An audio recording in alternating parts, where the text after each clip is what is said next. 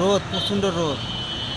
এত রোদ মানে আর বলা যাচ্ছে না, মানে থাকা যায় না, এত রোদ তাপমাত্রা।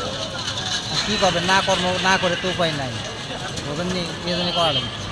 খুবই কম, ধরেন আপনার সারাদিনে 400-500 টাকা কামাই, কষ্ট করে চলার লাগে।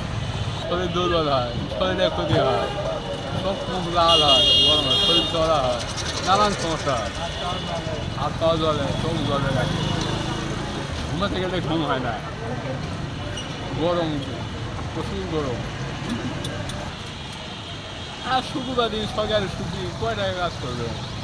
না হলে 300-400 টাকা। তীব্র গরমের ভিতরে একটু ব্যবসা বাণিজ্য খুব কম হয়, তার মধ্যে রিক্সায় ভ্যানালা, স্কুলের ছাত্রছাত্রী, কলেজের ছাত্রছাত্রী গরমের তৃষ্ণা মেটানোর জন্য আমাদের এই শরবতটা খায় সবাই আর কি। রোদ ঝড় বৃষ্টি উপেক্ষা করে আমাকে পেটের দায়ে চালা লাগে, রিক্সা চালানোটাই। আমরা যদি কর্ম না করি খাবো কি?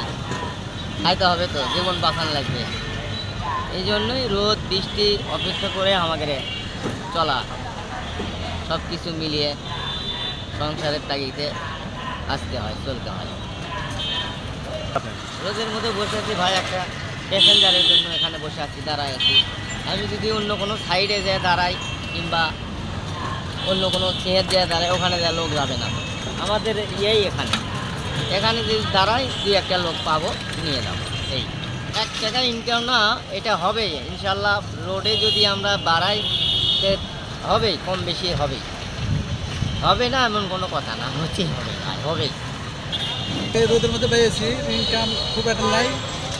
আমাদের রোদ প্রচণ্ড, রোদে তো আমরা থাকতে পারি না। আমরা গরিব মানুষ ভাই, আমরা যদি না বাড়াই আমাদের পেটে ভাত যাবে না, আমাদের খেটে খাওয়াই দেখবে। লোকজন নাই, খুব আর লোকজন উঠতেছে না, গাড়ির সবাই উঠে না, কোনো প্রকারের লোক গরমেতে আমাদের ইনকামও কমে গেছে। সকাল থেকে মনে হয় ভাড়া মারছি 100 টাকা।